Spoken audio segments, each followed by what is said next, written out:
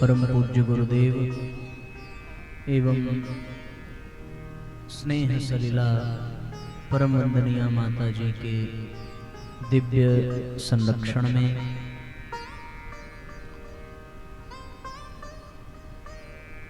पुरुषोत्तम मास के शुभारंभ पर प्रज्ञा धाम गौशाला के इस पवित्र प्रांगण में ऐसी पावन भूमि जहां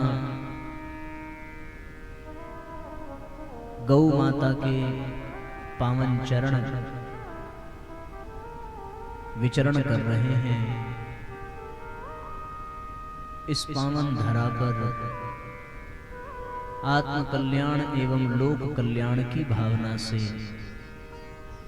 जन जन में परम पूज्य गुरुदेव के ऋषि प्रणीत आध्यात्मिक चिंतन को पहुंचाने की भावना से जनमानस में विद्यमान अचिंत्य चिंतन को दूर करने तथा जन जन में आस्था का संचार करने की भावना से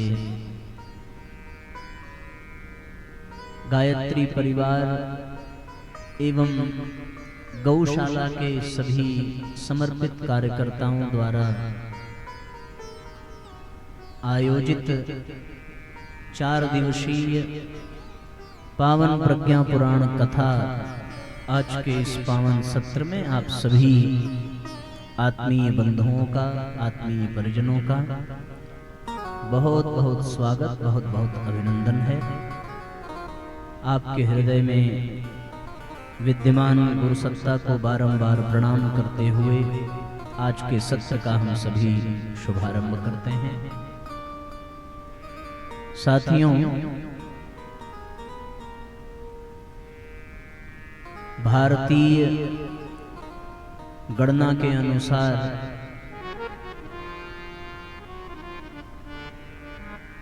भगवान सूर्य प्रत्येक माह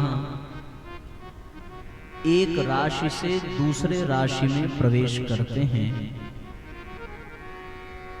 सो एक राशि से दूसरे राशि में प्रवेश करने की प्रक्रिया को हमारे यहाँ संक्रांति कह करके पुकारा गया है। अंग्रेजी गणना के अनुसार किसी भी महीने की 14 तारीख से लेकर के 17 तारीख के बीच में भगवान सूर्य की स्थिति एक राशि से दूसरे राशि में प्रवेश करती है। 12 राशियां हैं अपने पास और 12 महीने हैं।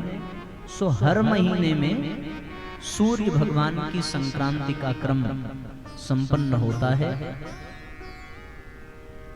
इसको संक्रांति कहते हैं। संक्रांति का तात्पर्य सम्यक क्रांति क्रम गतौ, अर्थात आगे बढ़ने के संकेत में संक्रांति का अर्थ निकल करके आता है। तो अंग्रेजी के अनुसार तो 14 तारीख के आसपास संक्रांति होती है, लेकिन भारतीय कैलेंडर के अनुसार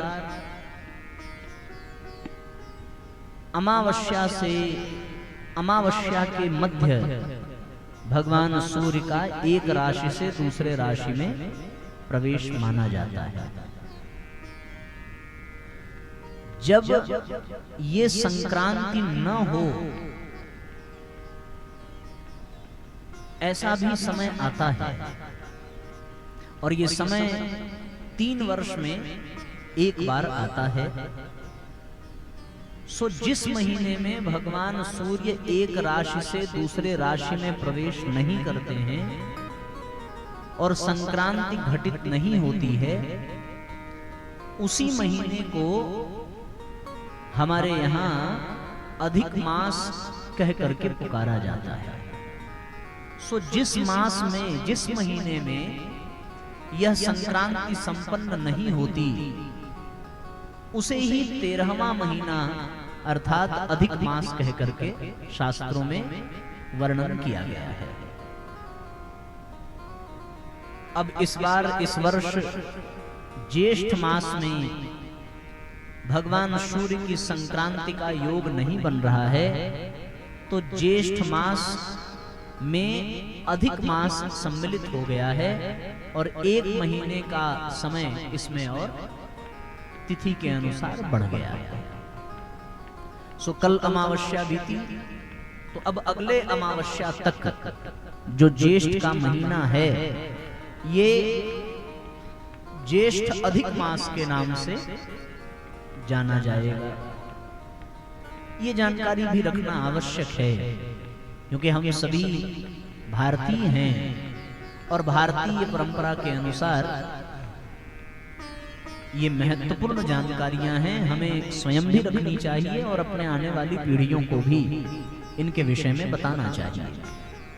चूंकि हम सभी पुरुषोत्तम मास के शुभारंभ पर यहाँ एकत्रित होकर के दिव्य ज्ञान यज्ञ का गौशाला की पावन धरा पर आनंद ले रहे हैं, सो पुरुषोत्तम मास के विषय में, अधिक मास के विषय में जानकारी होनी चाहिए। हमारे यहाँ जितनी भी ऋतुएं हैं, जितना भी समय है, मुहूर्त है, दिन है, मास है, उन सब के कोई न कोई एक अधिष्ठाता देवता नियुक्त किए गए हैं दैवीय शक्तियों के द्वारा, ऋषि मुनियों के द्वारा ऐसी व्यवस्था बनाई गई है। हर मुहूर्त, हर समय, हर दिन के अलग अलग देवताओं को हम लोग मानते हैं। जैसे सोमवार का दिन कौन से अधिष्ठाता देवता कहे गए हैं? सोमवार के दिन को शंकर भगवान शिव जी का दिन माना जाता है। फिर मंगलवार के दिन हनुमान जी का दिन माना जाता है। उसी प्रकार केवल दिन ही नहीं, बल्कि जो महीने में 2 पक्ष आते हैं, शुक्ल पक्ष और कृष्ण पक्ष, इन 2 पक्षों के भी अधिष्ठाता देवता हैं और हर महीने के भी अधिष्ठाता देवता हैं। अपने यहाँ जनवरी से महीना शुरू नहीं होता, चैत्र मास से प्रारंभ होता है। चैत्र के बाद फिर वैशाख, फिर ज्येष्ठ, फिर आषाढ़, फिर सावन, इस तरीके से एक एक करके महीने हैं और इन सब महीनों के अलग अलग देवता हैं, अधिष्ठाता देवता। तो उस महीने में हम जो कुछ भी करते हैं उससे उस माह के अधिष्ठाता देवता को उसका प्रभाव पड़ता है, उनकी स्वीकृति, उनकी अनुमति, उनकी जिम्मेवारी हो जाती है। जैसे चैत्र मास में, चैत्र मास के जो अधिष्ठाता देवता हैं वो भगवान विष्णु हैं। उसके पश्चात वैशाख मास आ जाए तो उसके अधिष्ठाता देवता भगवान मधुसूदन हैं। इसी प्रकार 12 महीने के अलग अलग देवता निर्धारित हैं और वो हर महीने के अपने अपने उत्तरदायित्वों को संभालते हैं। ये इस प्रकार से आप समझ सकते हैं, जैसे कोई विधायक बने, कोई प्रधानमंत्री बने, कोई प्रधान बन जाए गांव का, तो उसका कार्यकाल कितने समय तक रहता है? 5 वर्ष का रहता है। 5 वर्ष तक उसका मालिक वही होता है। उसमें जो कुछ भी घटेगा, जो कुछ भी बनेगा, जो कुछ भी बिगड़ेगा, उसका उत्तरदायित्व, उसकी जिम्मेदारी उसी पदाधिकारी की होती है जिसका कार्यकाल चल रहा है। उसी प्रकार हर एक महीने का कार्यकाल एक एक देवताओं के लिए हमारे शास्त्रों में बताया गया है। अब जब ये एक अधिक मास आया, सूर्य की संक्रांति न होने के कारण, तो इस अधिक मास का अधिष्ठाता देवता बनने के लिए कोई तैयार नहीं हुआ। बाकी सब महीने के देवताओं ने अपना अपना उत्तरदायित्व ले लिया, लेकिन अधिक मास को हर महीने के देवताओं ने तुच्छ कहकर के पुकारा। क्यों? इसलिए तुच्छ कहकर के पुकारा क्योंकि इसमें भगवान सूर्य की संक्रांति नहीं हो रही है। वो एक राशि से दूसरे राशि में प्रवेश नहीं कर रहे हैं। इसलिए जितने भी मास हैं उन सब महीनों ने अधिक मास को मलमास कह करके इसका अपमान किया, इसको दुत्कार दिया। तो ये अधिक मास मलमास के नाम से विख्यात हुआ और इसमें जितने भी शुभ कार्य थे उन समस्त शुभ कार्यों को वर्जित बताया गया। इसमें विवाह नहीं हो सकते, गृह प्रवेश नहीं हो सकता, किसी नए कार्य का शुभारंभ नहीं करना चाहिए, आदि आदि कामों को वर्जित बताया शास्त्रों में कि मलमास को इसमें महत्व नहीं दिया जा सकता।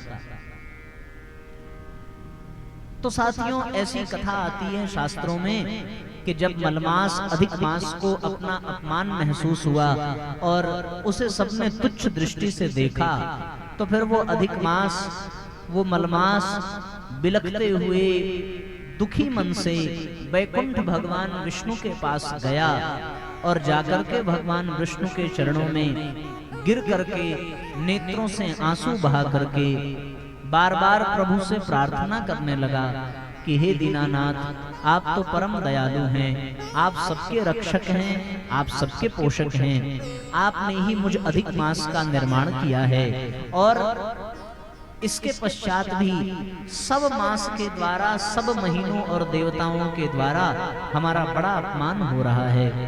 सब महीने के कोई न कोई देवता हैं, कोई न कोई स्वामी हैं, पर हमारा स्वामी कोई नहीं है, हमारा अधिष्ठाता कोई नहीं है।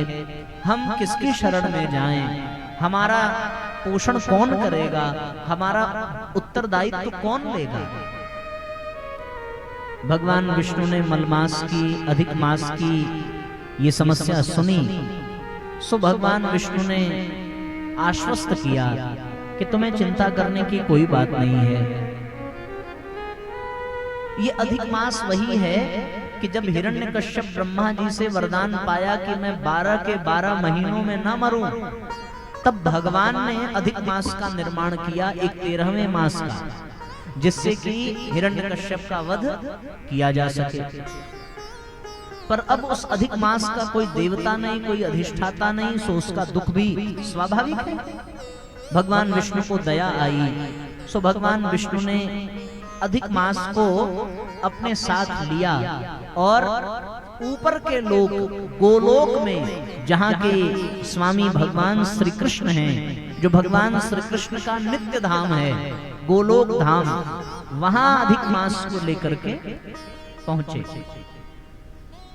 बहुत दिव्य वातावरण, भगवान का महारास मंडल, और उस महारास मंडल के मध्य में भगवान श्री कृष्ण अपने भक्तों के, अपने गोपियों और सखाओं के मध्य में विद्यमान हैं। ज्योति स्वरूप परमात्मा, वो अखंड ज्योति, अविरल प्रज्वलित ज्योति, जो परम परम आनंद की अनुभूति तत्क्षण कराने वाली, उस दिव्य ज्योति के रूप में भगवान श्री कृष्ण, जो परात्पर ब्रह्म हैं, जो समस्त पुरुषों में पुरुषोत्तम हैं, ऐसे भगवान के धाम गोलोक धाम भगवान विष्णु अधिक मास को लेकर के पहुंचे।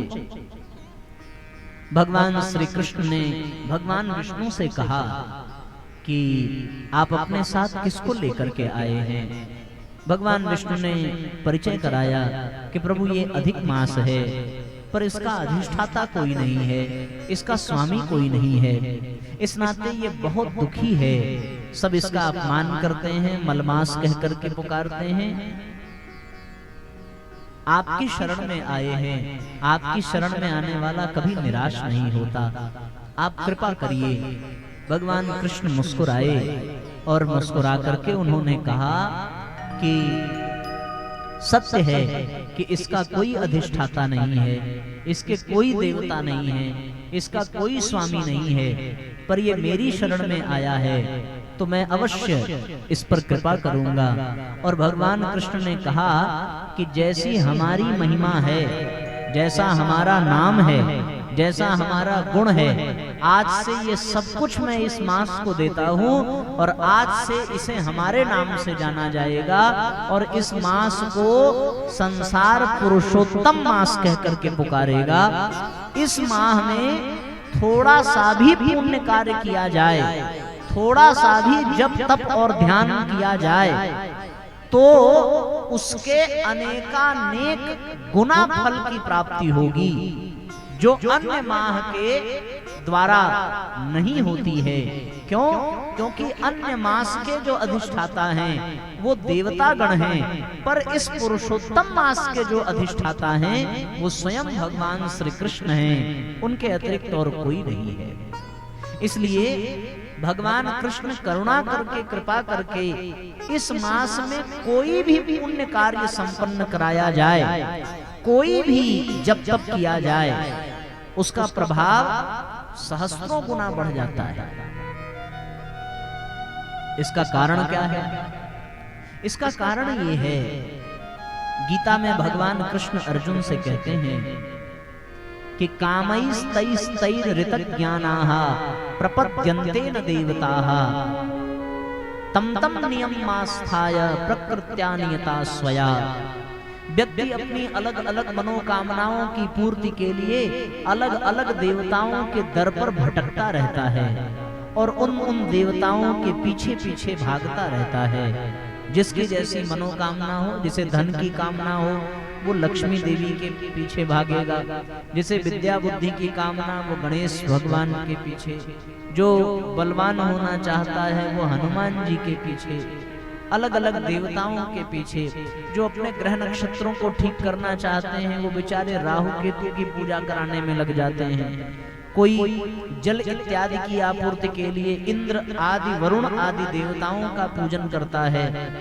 सो देवताओं के पूजन करने में कोई दोष नहीं है, कोई रुकावट नहीं है, पर भगवान ये कहते हैं कि अलग अलग देवताओं के पीछे जीव भटकता रहता है केवल और केवल अपनी कामनाओं के कारण। पर उन कामनाओं की पूर्ति देवता करते हैं क्या? देवता दिखते भर हैं करते हुए, क्योंकि आगे 7वें अध्याय के गीता के 22वें श्लोक में भगवान बहुत सुंदर बात कहते हैं और उसमें भगवान ने कहा सतया श्रद्धया युक्तस्तस्याराधनमीहते लभते च ततः कामान विहितान ही विहितान।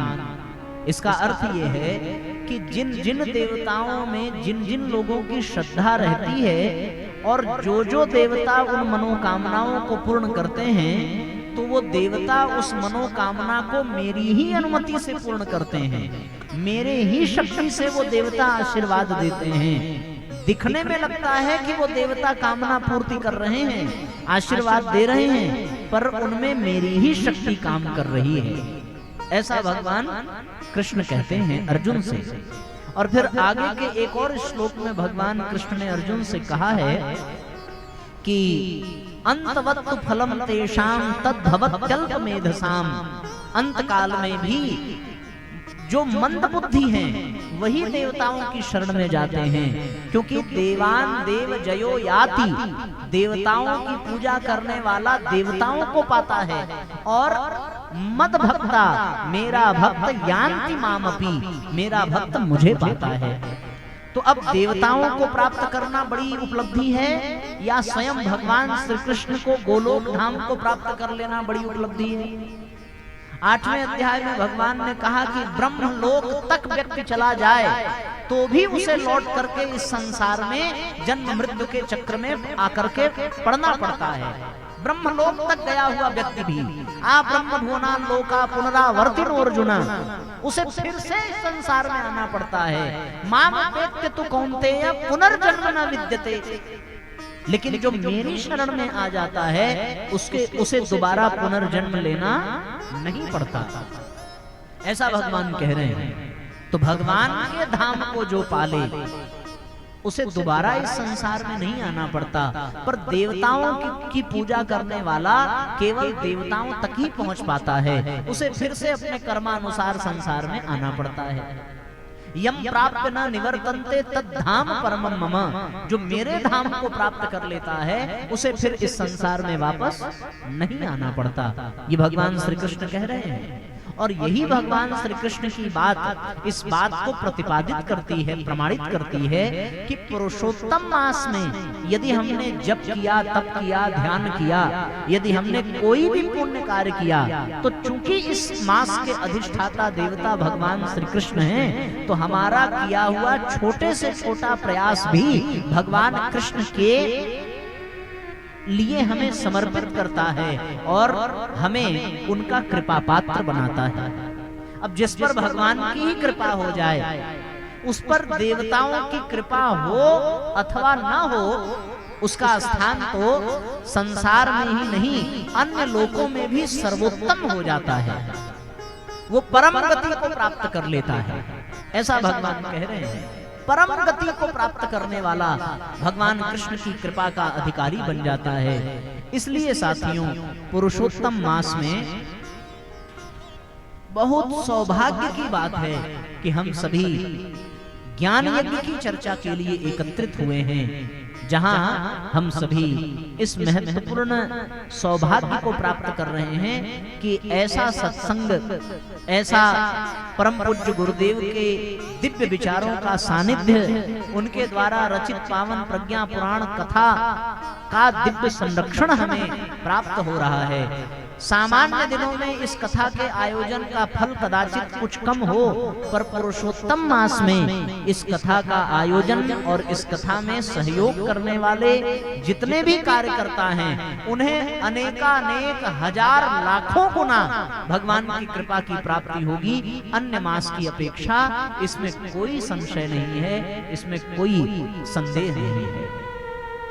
इसलिए साथियों, कहा भी गया है, भगवान रामायण में गोस्वामी तुलसीदास जी मानस में कहते हैं इस बात को कि बिन हरि कृपा मिले नहीं संता। सो परम पूज्य गुरुदेव के दिव्य विचारों का सानिध्य बिना भगवान की कृपा के तो मिल नहीं सकता। बिन सत्संग न हरि कथा, तेहि बिन मोह न भाग। हरि कथा, भगवान की कथा, पुरुषोत्तम भगवान की कथा, ये बिना भगवान की कृपा के कहाँ मिल सकती है। सो भगवान की कृपा है जो हम सब आज यहाँ बैठे हैं और ऐसे पावन समय में, इतने दिव्य वातावरण में, जहाँ गौ माता का दिव्य धाम है और उनकी तरंगें हमारे पूरे वातावरण को कैसा दिव्य आप्लावित कर रही हैं दिव्यता से। ऐसी पावन भूमि पर आकर के कुछ क्षण व्यतीत करना, बैठना और अनुशासित होकर के भगवान के काम में लगना, ये बड़े सौभाग्य की बात है। ऐसा सौभाग्य, परम सौभाग्य हम सबको प्राप्त हो रहा है। हम तो ये कहते हैं कि आज सौभाग्य की झड़ी लग गई है हमारे जीवन में, वो इस प्रकार से कि एक बड़ा सौभाग्य, सबसे बड़ा, कि हमें ये मनुष्य शरीर प्राप्त हुआ। बड़े भाग्य मानुष तन पावा। दूसरा सबसे बड़ा सौभाग्य ये मिला कि बड़े भाग्य पाई सत्संगा। दूसरा सौभाग्य सत्संग की प्राप्ति हो रही है। तीसरा सौभाग्य कि हमें वह देश प्राप्त हुआ जिस देश में भगवान स्वयं बार बार अवतार लेकर के आए, भारत की भूमि प्राप्त हुई। तीसरा सौभाग्य। चौथा सौभाग्य हम सबका कि पुरुषोत्तम मास में सत्संग का दिव्य लाभ प्राप्त हो रहा है, ये चौथा सौभाग्य। पांचवा सौभाग्य, उस स्थान पर हमें सौभाग्य मिल रहा है कथा सुनने का, जो स्थान गौ माता का स्थान है। ऐसा स्थान गायत्री महाविज्ञान में भी परम पूज्य गुरुदेव ने लिखा है कि सामान्य स्थान पर गायत्री मंत्र का जप किया जाए और अगर किसी गौशाला में गायत्री मंत्र का जाप किया जाए तो 1000 गुना गायत्री मंत्र जपने का फल प्राप्त होता है। तो ये पांचवा सौभाग्य है कि हमें गौशाला की भूमि मिली है कथा सुनने के लिए। और छठवां सौभाग्य ये है कि यहाँ हम सभी बैठकर कथा सुन रहे हैं। आप कहेंगे साहब आपने सत्संग वाला सौभाग्य तो गिना ही दिया था, फिर कथा सुन रहे हैं, ये एक नया क्यों जोड़ रहे हैं? ये इसलिए जोड़ रहे हैं क्योंकि साथियों गौशाला में कथा है, ये सबको पता है और आप में से बहुत से लोग आएंगे, आने वाले होंगे, इसमें भी कोई दो राय नहीं है। पर यहाँ आने के बाद पूरे मनोयोग से कथा ही सुनेंगे, इसमें संशय है। ये जान लीजिए। जिनको कोई जिम्मेदारी मिली होगी वो बेचारा नहीं सुन पाएगा, जिनको रसीद काटने की जिम्मेदारी मिली होगी उनका दिमाग उसी में फंसा होगा, जिनको निमंत्रण देने की जिम्मेदारी मिली होगी वो निमंत्रण देने में परेशान होंगे, जो व्यवस्था संभाल रहे होंगे वो बिजली की व्यवस्था, जनरेटर की व्यवस्था, टेंट की व्यवस्था, कहाँ क्या बन रहा है बिगड़ रहा है उसमें लगे होंगे, जो गौ माता की सेवा में लगे हैं वो उस काम में लगे होंगे।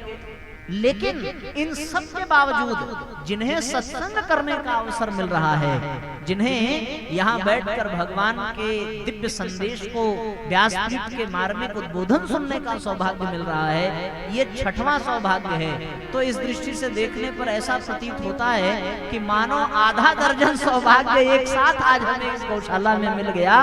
ऐसा सुयोग न कभी बना होगा और भविष्य में बनेगा भी, इसे कुछ कहा नहीं जा सकता।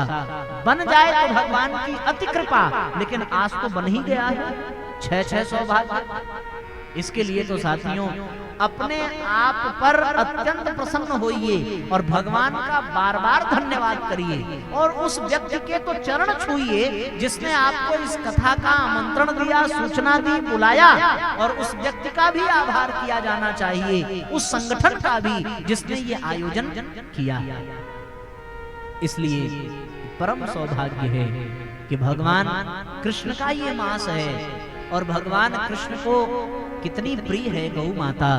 ऐसी गौ माता जिसे के विषय में भगवान कृष्ण कहते हैं भविष्य पुराण में, युधिष्ठिर से भगवान कृष्ण कहते हैं, गावो में अग्रतः संतु, गावो में संतु पृष्ठतः, गावो में हृदये संतु, गवाम मध्य वसाम्यहम। गाय हमारे आगे हो, गाय हमारे पीछे हो, गौ माता हमारे हृदय में हो, और गौ माता के बीच में ही हमारा निवास हो, ऐसा स्वयं भगवान श्री कृष्ण कह रहे हैं। और जिसे भगवान श्री कृष्ण चाह रहे हैं, आज उन गौ माता के मध्य में हमें ऐसा पावन संयोग, सौभाग्य प्राप्त हो रहा है, इसे शब्दों में नहीं कहा जा सकता। आपकी तो हम नहीं जानते, पर हमें ऐसा प्रतीत होता है कि जैसे किसी जन्म का कोई बड़ा भारी पुण्य फलित हुआ, और परम पूज्य गुरुदेव की हम शिष्यों पर बहुत बड़ी कृपा हुई, जो इस पावन मास में हम सबको इस गौशाला में आने, गौ माता का दर्शन करने का दिव्य सौभाग्य प्राप्त हो रहा है। यहाँ आने का एक प्रत्यक्ष लाभ आपको बता दें। प्रत्यक्ष लाभ तो ये है कि जितनी प्राण ऊर्जा आपको यहाँ मिल जाएगी, उतनी प्राण ऊर्जा आपको कहीं नहीं मिल सकती। ऐसा वैज्ञानिकों ने शोध किया है कि गौ माता 21% ऑक्सीजन ग्रहण करती हैं, और इस संसार में 84 लाख योनियों में केवल एक गौ माता ही है जो 21% ऑक्सीजन लेने के बाद केवल 5% ऑक्सीजन ग्रहण करती हैं, बाकी 16% ऑक्सीजन वापस हमें लौटा देती हैं। इसीलिए कहा गया है कि जो 10 से 15 मिनट गौ माता के शरीर पर हाथ फेरता रहे, उसके बड़े से बड़े रोग समाप्त हो जाएं। ब्लड प्रेशर, शुगर जैसे जितने भी रोग हैं वो सब समाप्त हो जाएं। और जहां अनेकों गायें हों वहां प्राणवायु की मात्रा कितनी अधिक होगी।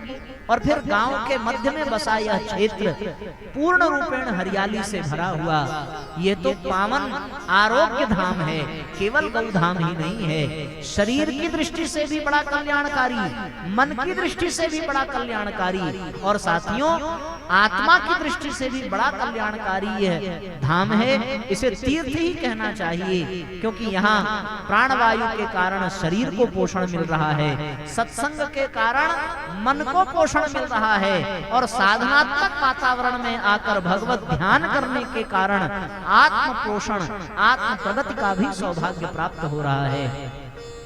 इसलिए इससे बड़ा सुयोग, इससे बड़ा सौभाग्य दूसरा और कोई हो ही नहीं सकता। भगवान कृष्ण का मास और भगवान कृष्ण की प्यारी गौ माता, और गौ माता का दिव्य सानिध्य, गौ माता का दिव्य संरक्षण हम सबको प्राप्त हो रहा है। और ये पावन प्रज्ञा पुराण की कथा हमें यहाँ प्राप्त हो रही है, ये बड़े सौभाग्य का विषय है। तो हमारा अपना एक मन ये है कि मौसम के तापमान की अधिकता के कारण 5 बजे की बजाय कार्यक्रम 6 बजे के बाद प्रारंभ हुआ है। तो हम लोग प्रयत्न ये करें कि जिस समय पर निर्धारण हुआ है शरीर को थोड़ा कष्ट अवश्य मिलेगा, हम ये नहीं कहते, और आपके अपेक्षा हमें ज्यादा मिलेगा, फिर भी हम आपसे ये कह रहे हैं कि ऐसा अवसर दोबारा नहीं मिलेगा। हम लोग यहाँ आवें और यहाँ आकर के प्रारंभ के 10 से 15 मिनट केवल बैठ करके गायत्री मंत्र का जाप किया जाए। ये हमारी भीतर की कामना है कि ये सौभाग्य दोबारा पता नहीं कब मिलेगा। और साथियों, संध्या वंदन का समय बहुत पावन समय है।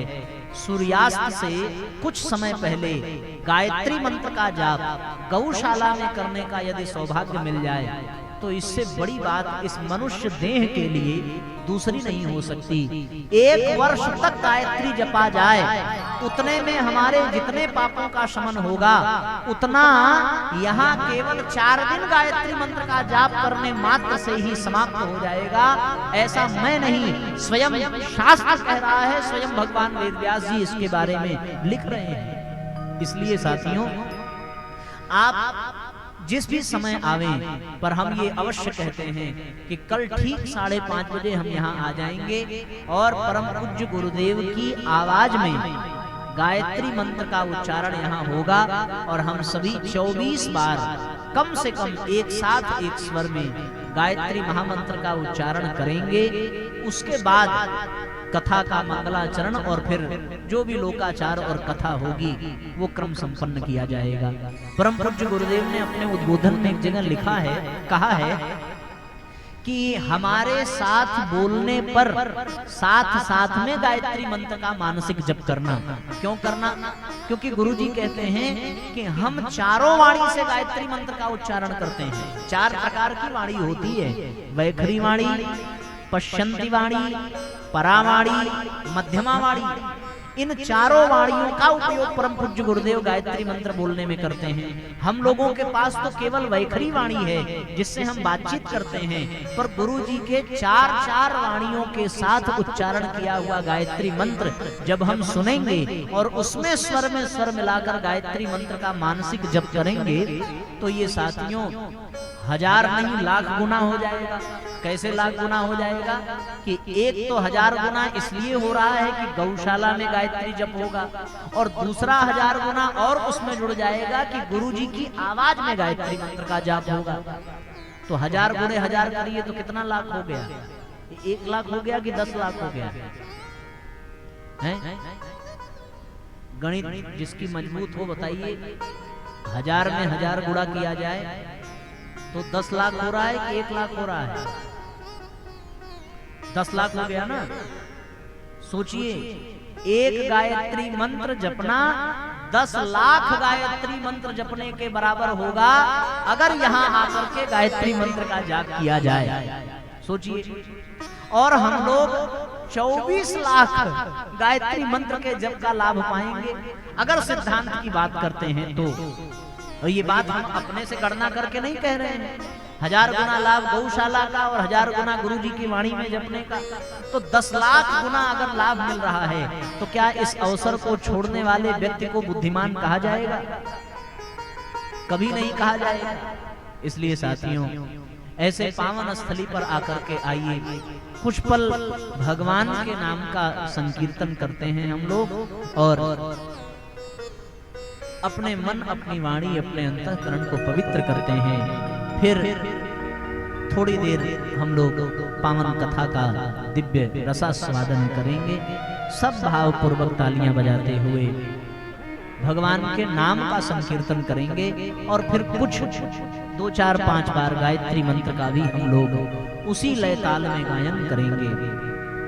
दोनों हाथ ऊपर उठा करके जय घोष करें। बोलिए गौ माता की जय, बोलिए भगवान कृष्ण कन्हैया लाल की जय, बोलिए पावन प्रज्ञा पुराण की जय।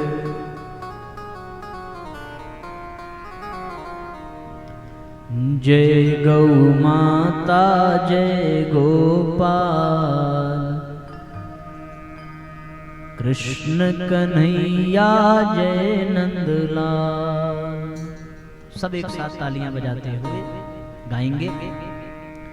जय गौ माता जय गोपाल कृष्ण कन्हैया जय नंदलाल। जय गौ माता जय गोपाल कृष्ण कन्हैया जय गोपाल। जय गौ माता जय गोपाल कृष्ण कन्हैया जय नंदलाल। जय गौ माता जय गोपाल कृष्ण कन्हैया जय नंदलाल। जय गौ माता जय गोपाल कृष्ण कन्हैया जय नंदलाल।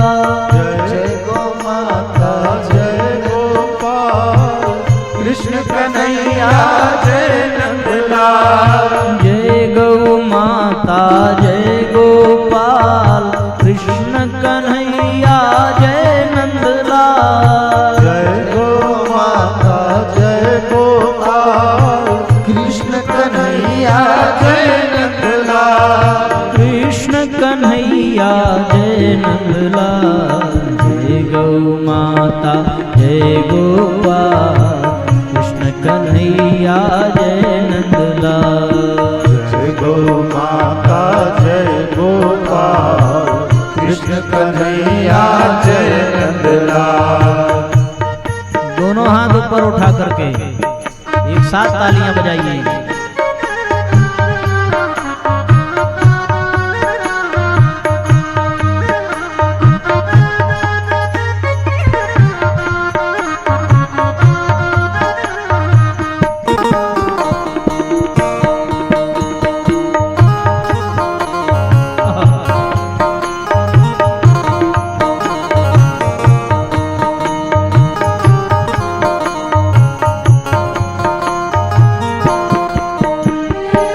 जय गौ माता जय गोपाल कृष्ण कन्हैया जय नंदलाल। जय गौ माता जय गोपाल कृष्ण कन्हैया जय नंदलाल। जय गौ माता जय गोपाल कृष्ण कन्हैया जय नंदलाल। जय गौ माता जय गोपाल कृष्ण कन्हैया जय नंदलाल।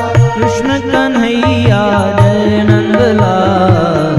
कृष्ण कन्हैया जय नंदलाल। कृष्ण कन्हैया जय नंदलाल।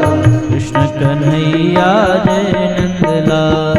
जय गौ माता जय गोपाल कृष्ण कन्हैया जय नंदलाल। जय गौ माता जय गोपाल कृष्ण कन्हैया जय नंदलाल।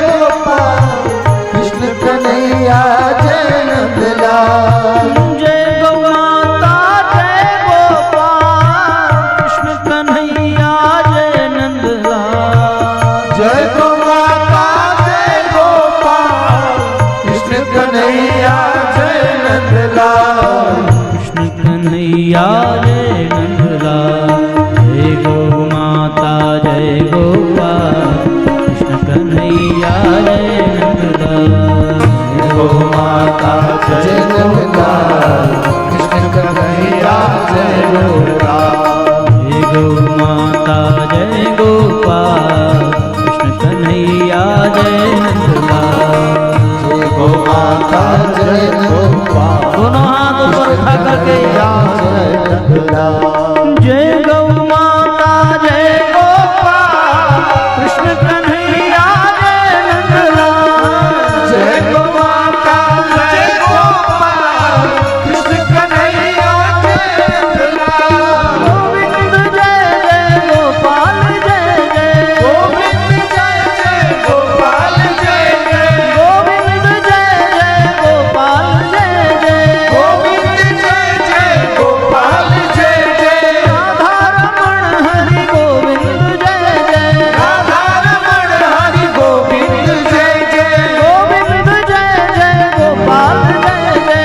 गोविंद जय जय गोपाल जय जय। गोविंद जय जय गोपाल जय जय। गोविंद जय जय गोपाल जय जय। जय गौ माता जय गोपाल कृष्ण कन्हैया जय नंदलाल।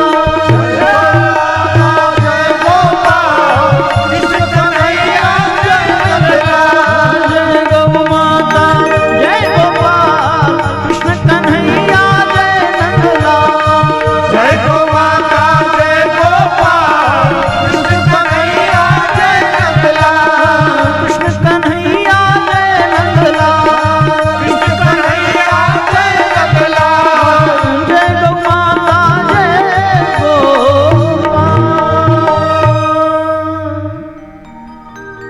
बोलिए गौ माता की जय। बोलिए पुरुषोत्तम भगवान की जय।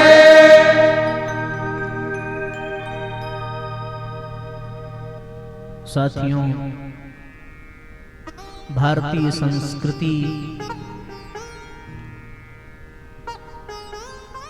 में हम सब ने जन्म पाया है।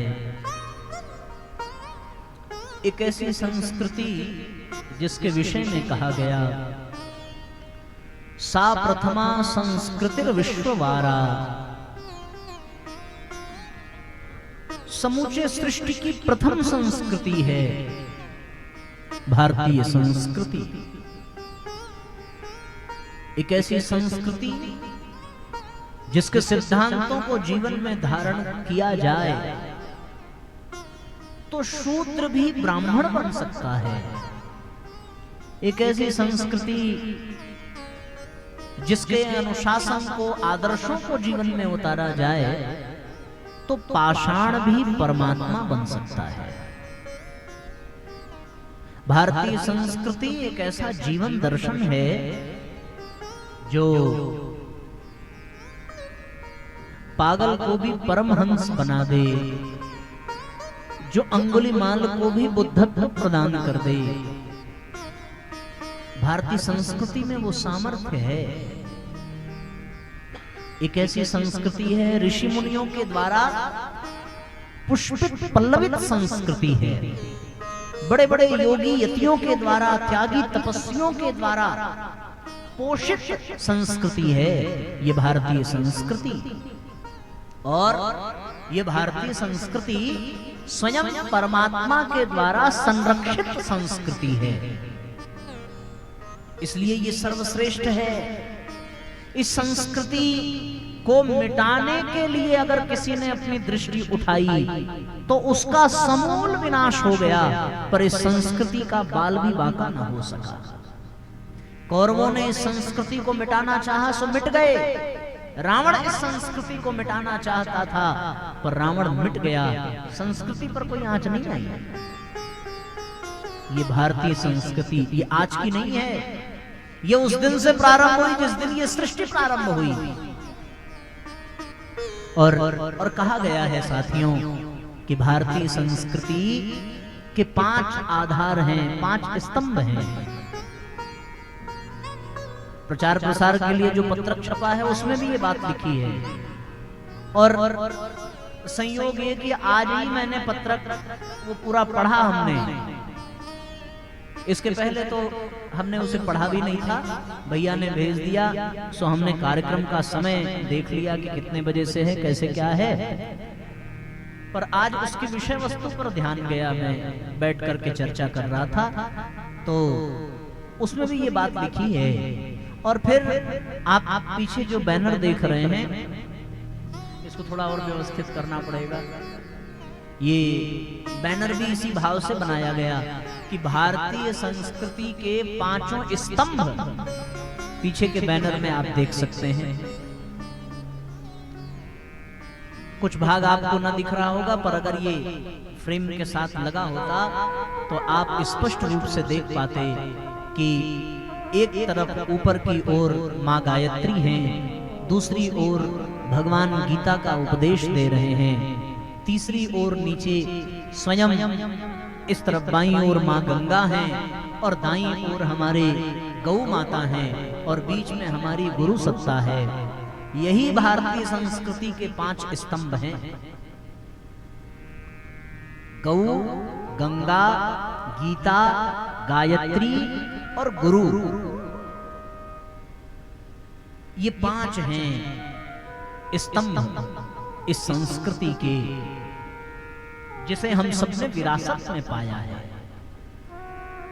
भारत देश न मिला होता, भारतीय संस्कृति न मिली होती तो क्या हम गौ माता का लाभ ले पाते?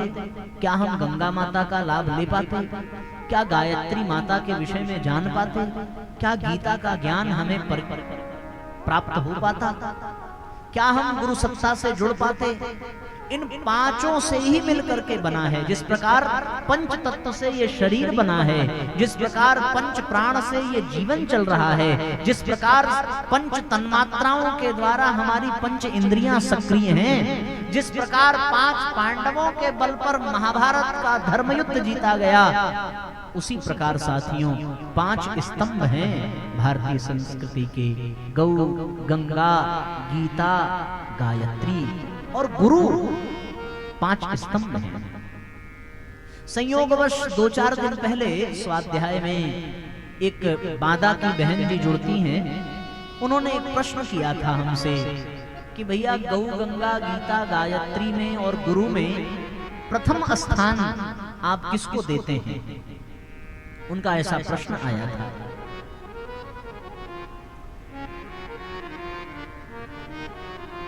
भागवत में तो लिखा है गीता, गंगा, च गायत्री, उसमें पहला स्थान गीता को दिया गया है श्रीमद् भागवत में।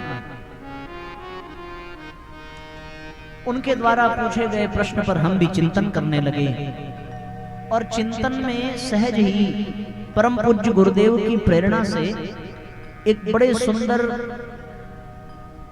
श्लोक का संस्कृत भाषा में निर्माण हो गया और उस निर्माण के पश्चात हमें भी बड़ी प्रसन्नता हुई। तुलनात्मक दृष्टि से तो गौ, गंगा, गीता, गायत्री में कौन सा प्रथम स्थान है, ऐसा कहना मूर्खता ही होगी, क्योंकि किसे कम कहा जाए, किसे ज्यादा कहा जाए। तत्व की दृष्टि से तो गौ, गंगा, गीता, गायत्री, गुरु सब एक ही हैं।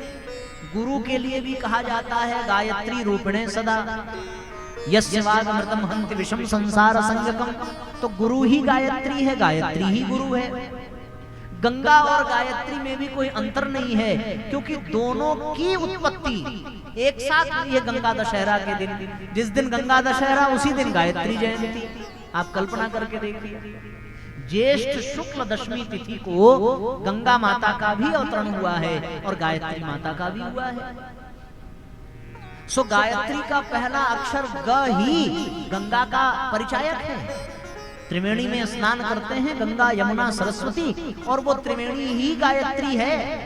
गायत्री का ग यानी गंगा, य यानी यमुना और त्र यानी त्रिवेणी। तो गायत्री और गंगा में किसको श्रेष्ठ कहेंगे? तत्व की दृष्टि से देखें, गंगा भी मां है, गायत्री भी मां है। सो दोनों में कोई अंतर हो सकता है क्या? संभव ही नहीं है। गायत्री भी तारती हैं और गंगा भी तारती है। इसलिए साथियों, गुरु, गायत्री, गंगा सब एक ही हैं। गीता और गौ, इस पर भी विचार करके देख लीजिए। गौ को भी कामधेनु कहा गया है, गायत्री सर्व काम, गायत्री को भी कामधेनु कहा गया है। सो गौ और गायत्री में भी कोई भेद नहीं हो सकता। जितने भी देवी देवता हैं सब गौ माता में ही विद्यमान हैं, ऐसा शास्त्रों में वर्णन प्राप्त होता है।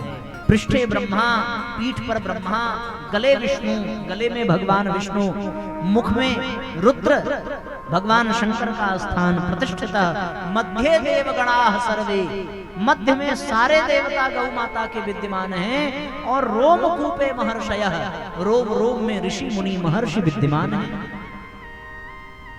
सो जहां रोम रोम में देवता ऋषि मुनि विद्यमान हो, उसे कैसे कम कहा जाए। इसलिए तत्व की दृष्टि से भैया विचार करने पर प्रतीत होता है कि कोई अंतर ही नहीं है। पर जो श्लोक की रचना हुई गुरु जी की प्रेरणा से, वो श्लोक हम आपको सुनाना चाहते हैं। भाषा की दृष्टि से, क्योंकि संस्कृत भाषा हमारी रही नहीं, विज्ञान के हम छात्र रहे, इसलिए बहुत भाषा की दृष्टि से तो ज्ञान नहीं है, पर एक प्रयास हुआ और सूत्र निकल करके आया। शिष्य दृष्ट्वा सद्गुरु प्रथमा,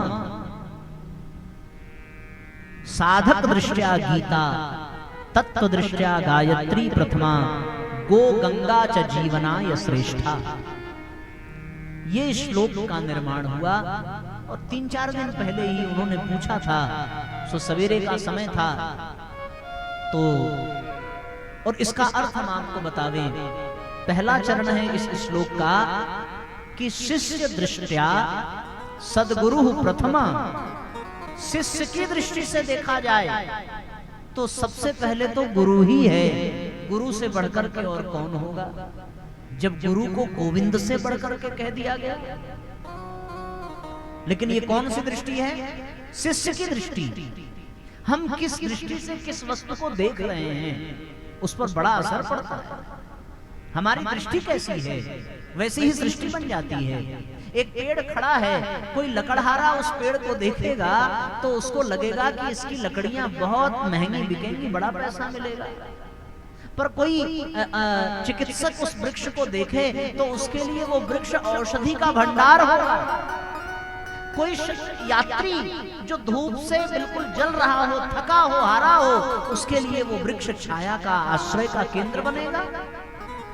कोई महिला जिसे ईंधन चाहिए, उसके लिए वो पूरा वृक्ष ईंधन ही तो है। और क्या है? जो भूखा है उसके लिए वो वृक्ष भोजन देने वाला है। जो पशु पक्षी हैं उसके लिए वो घर है वो वृक्ष एक ही, पर सबकी दृष्टि में अलग अलग भाव आ रहे हैं। जो विषयी है वह उस वृक्ष के कंदराओं में छुप करके विषय भोग का सेवन करना चाहता है, पर जो योगी है वो उसकी छांव में बैठकर ध्यान योग करना चाहता है। सबकी अपनी अपनी दृष्टि है। तो साधक नहीं, शिष्य की दृष्टि से देखें तो सद्गुरु प्रथम है। गुरु गोविंद दो खड़े, काके लागू पाए, बलिहारी गुरु आपनो, गोविंद दियो बताए। शिष्य की दृष्टि से गुरु सर्वश्रेष्ठ है। गुरु से बढ़कर के भगवान भी नहीं है। पर साधक की दृष्टि से देखें अगर, तो साधक दृष्टिया गीता, गीता साधना की दृष्टि से सर्वोपरि है। ये जान लीजिए। साधक की दृष्टि से देखें तो गीता साधक संजीवनी है। साधना के पथ पर चलने के लिए जैसे सूत्र भगवान श्री कृष्ण ने गीता में प्रदान किए हैं, वैसे सूत्र 10 गुरु मिलकर भी प्रदान नहीं कर सकते। और गीता बिना डांटे, बिना फटकारे, बिना दंड दिए, बिना अपशब्द कहे कैसा पावन सूत्र प्रदान कर देती है। परम पूज्य गुरुदेव ने लिखा है ना कि पुस्तकें जीवंत देव प्रतिमाएं हैं। ये हमें उतना ज्ञान प्रदान कर देती हैं जितना 10 गुरु मिलकर के भी नहीं कर सकता। साधक की दृष्टि से गीता गुरु से भी श्रेष्ठ है, पर शिष्य की दृष्टि से सद्गुरु का स्थान प्रथम है। लेकिन एक और दृष्टि है, तत्व दृष्टि। तत्व दृष्टिया गायत्री प्रथमा। गायत्री तत्व की दृष्टि से प्रथम है, क्योंकि प्रथम तत्व गायत्री ही है इस संसार का। गायत्री से पहले कुछ था ही नहीं, और जब सब कुछ समाप्त हो जाएगा तो केवल गायत्री ही बचेगा। बचेगा ये शब्द कह रहे हैं। यहाँ गायत्री कोई स्त्री का परिचायक नहीं है। गायत्री वो छंद है जिसके विषय में भगवान स्वयं गीता में कह रहे हैं, छंद सामहम गायत्री, मैं छंदों में गायत्री हूं। तो गायत्री शब्द अवश्य स्त्री सूचक है, पर तत्व की दृष्टि से गायत्री साक्षात परब्रह्म है। शतपथ ब्राह्मण में लिखा है, गायत्री ब्रह्म, ब्रह्म वै गायत्री, गायत्री ही ब्रह्म है। तो तत्व की दृष्टि से वो ब्रह्म ही कण कण में व्याप्त है, गायत्री की ही ऊर्जा कण कण में व्याप्त है। तो तत्व की दृष्टि से गायत्री प्रथम है। और फिर जीवन यापन की बात की जाए, चूंकि जीवन यात्रा चल रही है, मनुष्य देह मिला है, तो अर्थ की भी आवश्यकता है, धर्म की भी आवश्यकता है, काम की भी आवश्यकता है। तो धर्म, अर्थ, काम, इन समस्त अनुदानों को प्रदान करने के लिए जो सर्वोत्तम माध्यम इस धरती पर भगवान के द्वारा बनाया गया है, वो कौन है? वो भैया कोई और नहीं, स्वयं गौ और गंगा ही है जो हमारा पोषण कर रही है। हम गौ पालन करें या न करें, फिर भी हमारा जीवन गाय पर ही निर्भर है, इसमें कोई संदेह नहीं है। आप कहेंगे साहब हम दूध नहीं पीते, लेकिन चाय तो पीते हो, चाय में भी तो दूध ही लग रहा है। आप कहेंगे पैकेट का ला रहे हैं, पैकेट में जो दूध है वो कहां से आ रहा है? दुनिया की कोई ऐसी फैक्ट्री है जो दूध बना सकती है, गाय का दूध बना सकती है, और वो भी सूखे तिनके खा करके बना सकती है? संभव है क्या? असंभव है। सूखा तिनका, सूखा चारा खा करके जो हमें अमृत तुल्य दूध प्रदान करे। और केवल हिंदू ही नहीं, इस संसार में धरती पर आने वाले जितने प्राणी हैं वे सब गौ माता के ऋणी हैं, क्योंकि गौ माता विश्व माता है। गावो विश्वस्य मातरम, बिना गाय के दूध के किसी का जीवन संभव ही नहीं है। चाहे मक्खन खाइए, मिश्री खाइए, पनीर खाइए, खीर खाइए, कुछ भी खाइए, बिना गौ के कहां संभव है। इसलिए साथियों, जीवन यापन के लिए तो गौ, अर्थ के लिए, इसीलिए कन्यादान के पश्चात पिता के द्वारा गौदान कराया जाता है कि कन्या जिस घर में जा रही है उस घर में धन धान्य सदैव बढ़ता रहे। इसलिए गौ माता को भी साथ में भेजा जाने का विधान था। अब ये विधान लोग नहीं कर रहे हैं, पर गौदान की परंपरा हमारे भारतीय संस्कृति में रही है। ये दान है साथियों। इसलिए जीवन की दृष्टि से, जीवन यापन की दृष्टि से गौ और गंगा, गंगा के प्रभाव से ही हमारा ये देश कृषि प्रधान देश है। केवल गंगा माता की वजह से भारत का बहुत बड़ा भूभाग माँ गंगा के द्वारा अभिसिंचित है, और जितनी भी सुंदर फसल है वो गंगा के किनारे होती है। कितने बड़े बड़े उद्योग गंगा के तट पर चल रहे हैं। तो अर्थ की दृष्टि से गौ और गंगा, धर्म की दृष्टि से मनोकामनाओं की पूर्ति के लिए भी गौ गंगा का स्थान प्रथम है। गायत्री की साधना तो पूज्य गुरुदेव निष्काम साधना की प्रेरणा देते हैं, पर गौ गंगा की सकाम साधना हम करते हैं। इसलिए साथियों, अलग अलग दृष्टिकोण से देखने पर अलग अलग तत्व का स्थान प्रथम है। पर एक बात आपसे कहें कि कोई भवन किसी 5 स्तंभ पर खड़ा हो तो आप ये गणना कर सकते हैं कि कौन सा स्तंभ सबसे अधिक महत्वपूर्ण है। एक भी स्तंभ बिखर जाए तो भवन कमजोर पड़ जाएगा। इसलिए गौ, गीता, गंगा, गायत्री और गुरु, इन सब का स्थान सर्वोपरि है। इसमें कोई न कम है न कोई अधिक है। यहाँ तक कि भगवान के अवतार के अनेक कारण बताए गए हैं। उन समस्त कारणों में सबसे पहला कारण अगर बताया गया तो वो कौन सा कारण है? वो एक ही कारण है, विप्रधेनु सुर संत हित लीन मनुज अवतार। भगवान धरती पर गौ के लिए आते हैं, ब्राह्मणों के लिए आते हैं, धेनु के लिए आते हैं।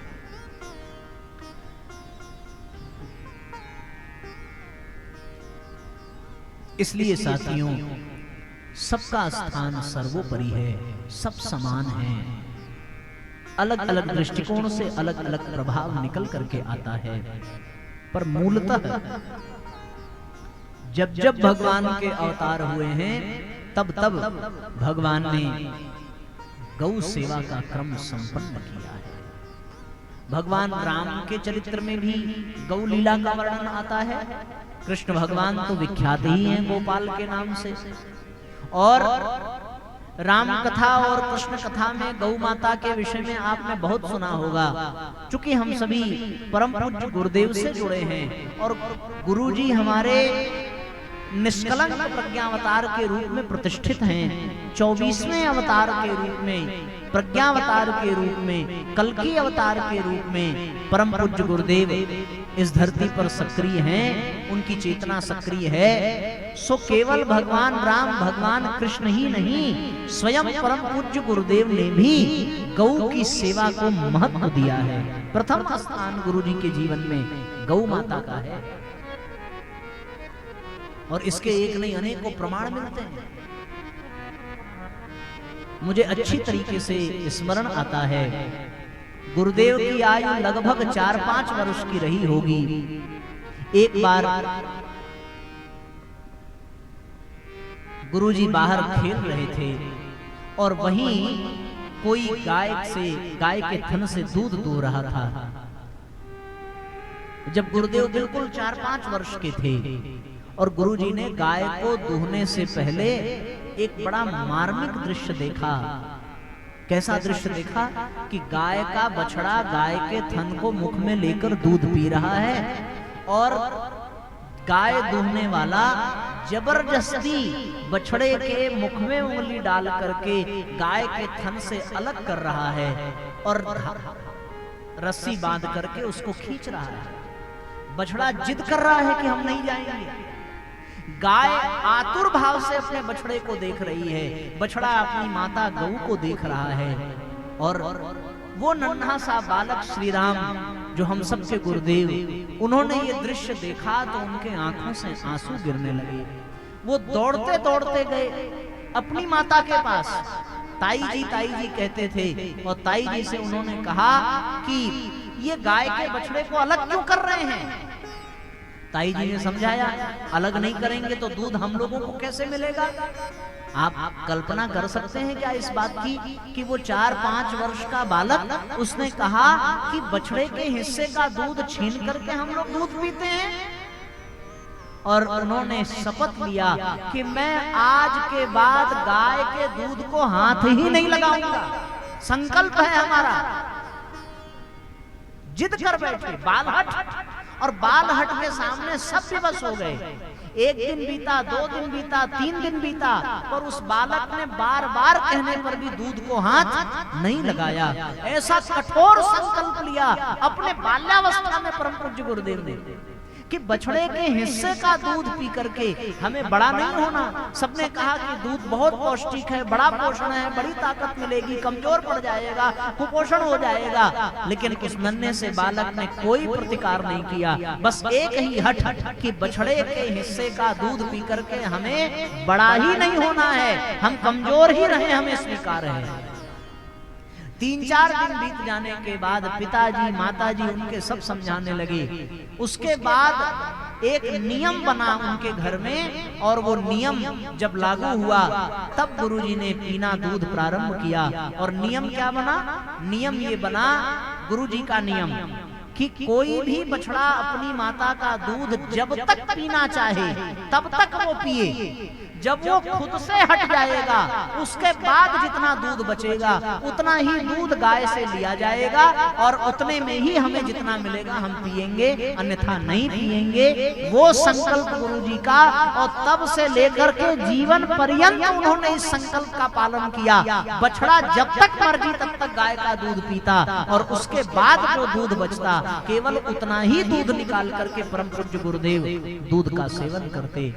जीवन भर इस व्रत का उन्होंने पालन किया। कैसा प्रेम, कैसी करुणा गौ माता के प्रति और गौवंश के प्रति, गोवत्स के प्रति बाल्यावस्था में ही परम पूज्य गुरुदेव के जीवन में देखने को मिलती है। अद्भुत है गौ सेवा का ये प्रसंग। हो सकता है आप लोग इससे परिचित हों, पर बहुतायत संख्या में लोग इससे अपरिचित ही होंगे। ऐसी करुणा, ऐसा प्रेम गुरुजी के मन में गाय के प्रति था। एक और घटना गुरुदेव के जीवन की याद आती है, एक और बड़ा प्यारा प्रसंग है।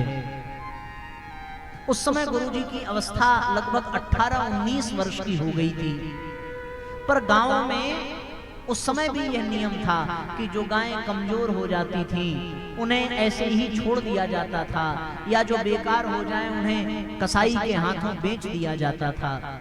सो आगरा जिले के आवलखेड़ा गांव में भी एक गौ पालन करने वाला व्यक्ति था। उसके दोनों गाय के दोनों पैर खराब हो चुके थे, तो उसने अपनी दोनों गायें कसाई को बेच दी। और जैसे ही ये बात 18-19 वर्ष के बालक, 1930 की घटना है संभवतः, 18-19 वर्ष की अवस्था रही होगी परम पूज्य गुरुदेव की। और जैसे ही उन्होंने ये पता पाया कि कसाई के हाथों गाय गांव की गौ माता को बेच दिया गया है, सो वो दौड़कर कसाई के पास गए। कसाई ने कहा कि हमें कोई फर्क नहीं पड़ता, हमने जो मूल्य दिया है वो मूल्य हमें मिल जाए, हम गायें छोड़ देंगे, फिर जो करना हो ये करना। गुरुजी ने पूछा कि कितना मूल्य मिला आपको? बोले 18 रुपए में हमने दोनों गायें खरीदी हैं। उस जमाने में 1930 में 18 रुपए में हमने दोनों गायें खरीदी हैं। अब 18 रुपए उस समय बहुत बड़ी राशि थी। सो गुरुजी ने, उनके ही गांव में एक गुलजारी नाम का व्यक्ति था जो ब्याज पर पैसे देता था, दौड़ करके उसके पास गए और उससे जो है ब्याज में पैसे मांगे। चूंकि इनका आचरण, इनका स्वभाव और इनकी साधना और व्यक्तित्व ऐसा था कि सबसे तो वो ब्याज तय करता या कोई सामान गिरवी रखवाता, उसके बाद पैसा देता। पर गुलजारी ने बिना किसी शर्त, बिना किसी गिरवी रखाए उसने जो है 35 रुपया गुरुजी को उधार दिया। आप कहेंगे साहब 18 रुपया देना था, 35 रुपया उन्होंने क्यों लिया? तो उन्होंने 18 रुपए देकर के कसाई से गाय छुड़वाई और शेष पैसे में किराए पर उन्होंने बैलगाड़ी किया। बैलगाड़ी पर दोनों गायों को बिठाया और 3 दिन लगातार चलते रहे और आवलखेड़ा से चल करके हाथरस पहुंचे और वहां की गौशाला में गायों को जमा किया।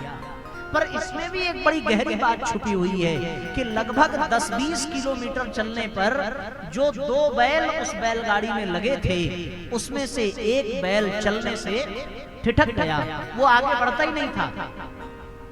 उसके पास जाकर के देखा तो बुखार से उसका शरीर तप रहा था। गुरुजी ने उस बैल को छोड़ा और एक बैल और दूसरे स्थान पर उस हल में, बैलगाड़ी में दूसरे बैल के स्थान पर गुरुजी ने अपना कंधा जोड़ा और उस बैल के साथ बहुत दूर तक गए, गायों को बिठा करके और बैलगाड़ी में जुटे रहे। 3 दिन लगातार यात्रा करते करते वो गौशाला हाथरस पहुंचे और हाथरस पहुंच करके उन्होंने गौ माता को सुरक्षित किया, संरक्षित किया। लौट कर आए तो फिर अपने इष्ट मित्रों के साथ पैसा एकत्रित करके गुलजारी लाल के पैसे उन्होंने वापस किए। कैसी गौ भक्ति थी, कैसी गौ सेवा थी। इतना कठोर परिश्रम 18-19 वर्ष का कोई युवक कर सकता है कि बैलगाड़ी में बैल के स्थान पर खुद जुट जाए और उस पर गौ माता को बिठाकर पैदल उतनी दूरी तय करके गौशाला तक पहुंचाना, कसाई के हाथों मूल्य देकर के गायों को छुड़ाना। ये गुरुजी की बड़ी अद्भुत लीला रही है। इसलिए साथियों, जितने भी अवतार हुए हैं, जितने भी महापुरुष हुए हैं, उन सब में गाय के प्रति बड़ी विशेष श्रद्धा रही है, बहुत विशेष श्रद्धा रही है। एक और बात आपसे कहें, परम पूज्य गुरुदेव ने जब 24-24 लाख के 24 महापुरुष शरण किए तो विवाह में माता जी के साथ गौदान में एक गाय आई थी और लाल रंग की गाय थी। ऐसा नियम था गुरुदेव का कि वो गाय को जौ खिलाते थे और गोबर के साथ गाय जो जौ करती थी उस जौ को बीन कर स्वच्छ कर उसी को पीस करके वो उसकी रोटी बना करके 24 वर्षों तक इस नियम पर चलते रहे। केवल छाछ और जौ की रोटी खाई और गऊ के द्वारा परिमार्जित जौ, जो गाय के पेट से होते हुए गोबर के साथ निकलता था, ऐसी कठोर साधना परम पूज्य गुरुदेव ने संपन्न की है। तो जितने भी अवतार हुए हैं उन सब अवतारों के साथ गुरुजी ने भी गौ सेवा का कार्य प्रथम स्थान पर किया है। ये गुरुदेव के प्रारंभिक दिनों का संस्मरण हम आपको बता रहे हैं, जब वो आंवल खेड़ा में रहा करते थे और उन्होंने वहां ये गाय के प्रति अपना कर्तव्य, अपना उत्तरदायित्व निभाया है। इसलिए साथियों, गौ माता की महिमा बड़ी गजब की महिमा है।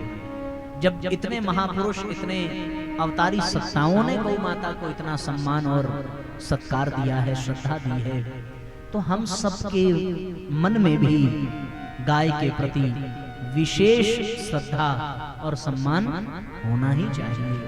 हम गौ सेवा, गौ पालन अगर न कर सकें तो गौ पोषण तो अवश्य करें। गौ पालन के लिए समय न हो, गौ पालन के लिए स्थान न हो तो चिंता की कोई बात नहीं, पर गौ पोषण तो हम कर सकते हैं। जो भी गाय पाल रहे हो या जहां कहीं भी आसपास गौशाला हो, वहां हमसे जितना बन पड़े उतना बढ़ चढ़ करके सहयोग करना चाहिए, जितना बन पड़े। हमें प्रसन्नता होती है ये बात बताने में कि हमारे यहाँ तो गौ पालन के लिए स्थान नहीं है। बचपन में जब हम 9वीं से 12वीं तक की पढ़ाई कर रहे थे तो 4 वर्ष गौ पालन का सौभाग्य मिला था, पर अब स्थान भी नहीं है शहर में उतना बड़ा। गांव में तो हमारे दादाजी गौ पालन करते हैं, पर हमारे परिवार में गौ के प्रति बड़ी श्रद्धा है। श्रीमती जी जब सवेरे विद्यालय के लिए निकलती हैं तो अपने टिफिन के साथ एक टिफिन और अपने झोले में रख करके निकलती हैं, और रास्ते में जहां उनको गाय दिख जाती है अपनी गाड़ी रोक करके और वो टिफिन निकालती हैं और अपने हाथ से खिला करके उसके बाद वो विद्यालय जाती हैं। ये नियम बहुत समय से उनका चल रहा है। इससे हमें बहुत संतोष, बड़ी प्रसन्नता होती है। और जिस किसी दिन छुट्टी होती है उस दिन अगर उनको विद्यालय नहीं जाना है तो घर से जो भी बाहर जा रहा है, क्योंकि आसपास भी गाय है नहीं, अगल बगल कॉलोनी में भी किसी ने पालन किया नहीं है, तो घर से जो जा रहा हो उसे ही वो टिफिन में करके गाय के लिए रोटी पकड़ा देती हैं और उसकी जिम्मेदारी बन जाती है। जैसे आज रविवार है तो अब आज विद्यालय बंद है, उनको विद्यालय नहीं जाना है, तो अब पिताजी के हाथ उन्होंने रोटी भिजवाई। तो ये श्रद्धा ये होनी चाहिए। और जब भी कोई पर्व त्योहार आता है तो गौ माता के नाम पर दान दक्षिणा अवश्य निकाला जाता है। इसलिए साथियों, गौ पालन न किया जा सके तो गौ पोषण के लिए तो हमें कटिबद्ध रहना ही चाहिए। ये गुरुजी भी अपने जीवन से, अपने आचरण से हमें इस बात की प्रेरणा देते हैं। इसलिए साथियों, हम सब लोग गौ माता के विषय में सुने। 100 तीर्थ का पुण्य मिलेगा, मिलेगा हर दुख से आराम। गौ माता की सेवा कर ले, समझ ले हो गए चारों धाम। भावपूर्वक तालियां बजाते हुए दोहराएंगे। 100 तीर्थ का पुण्य मिलेगा, मिलेगा हर दुख से आराम। गौ माता की सेवा कर ले, समझ ले हो गए चारों धाम। गौ माता की सेवा कर ले, समझ ले हो गए चारों धाम।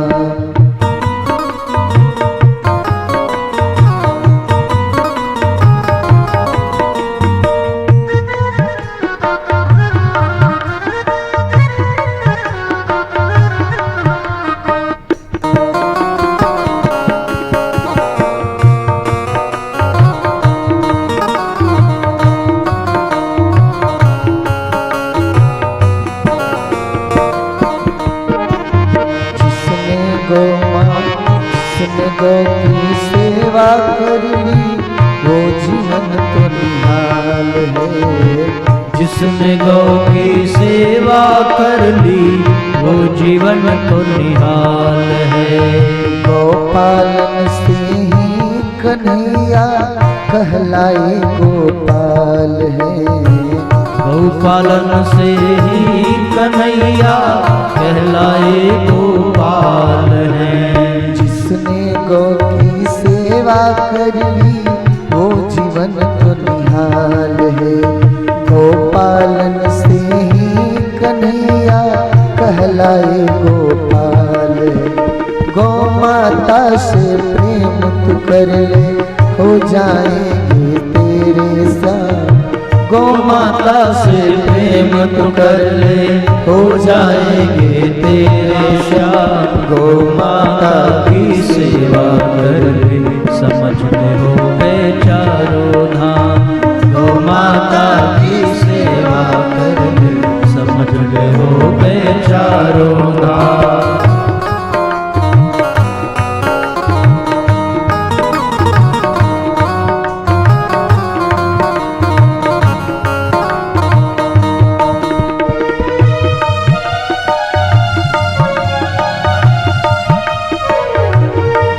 सब भावपूर्वक तालियां बजाएंगे।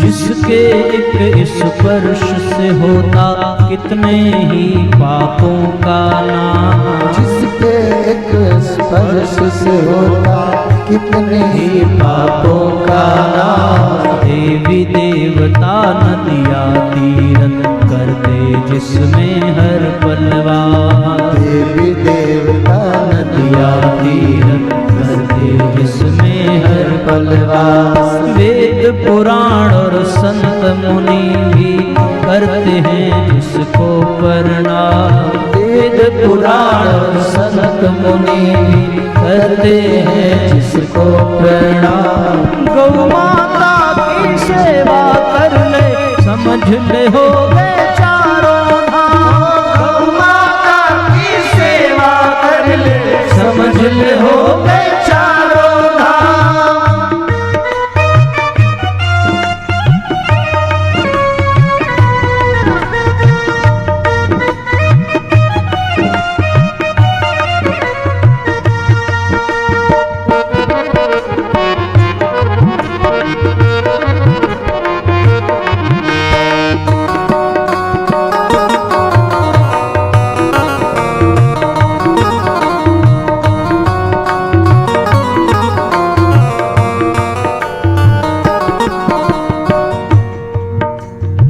चाह कर भी तू भुला सके। चाह कर भी तू भुला सके ना गौ माता एहसान को। चाह कर भी तू भुला सके ना गौ के एहसान को।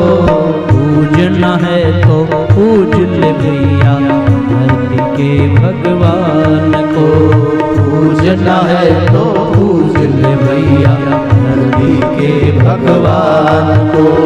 जय गौ माता जय गोपाल रटते रहो सुबह और शाम। जय गौ माता जय गोपाल रटते रहो सुबह और शाम। गौ माता की सेवा कर ले समझ ले हो गए चारों धाम। गौ माता की सेवा कर ले समझ ले हो गए चारों धाम। 100 तीरथ का पुण्य मिलेगा मिलेगा हर दुख से आराम। 100 तीरथ का पुण्य मिलेगा मिलेगा हर दुख से आराम। गौ माता की सेवा कर ले समझ ले हो गए चारों धाम। गौ माता की सेवा कर ले समझ ले हो गए चारों धाम। गौ माता की सेवा कर ले समझ ले हो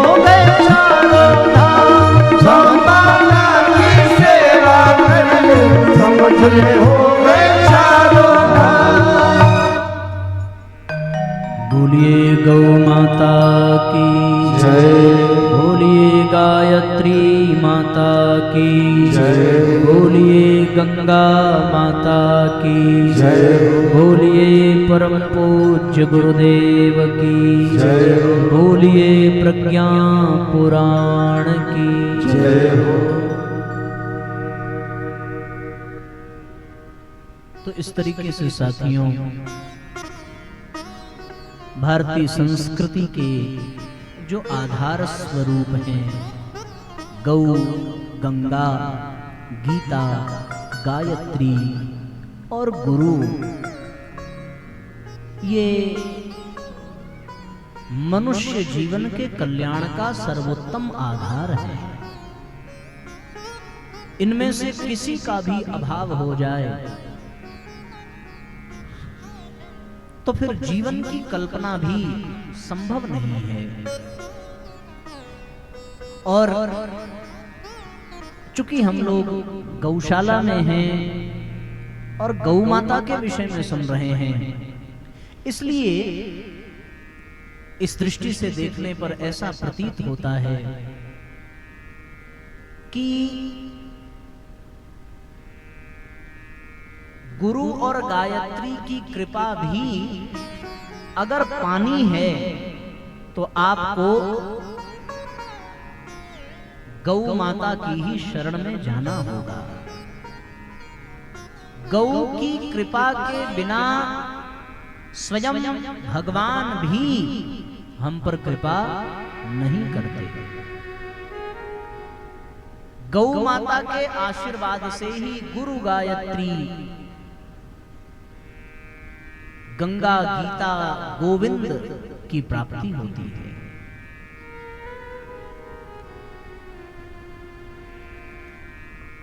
पूछिए कैसे, अगर विचार किया जाए,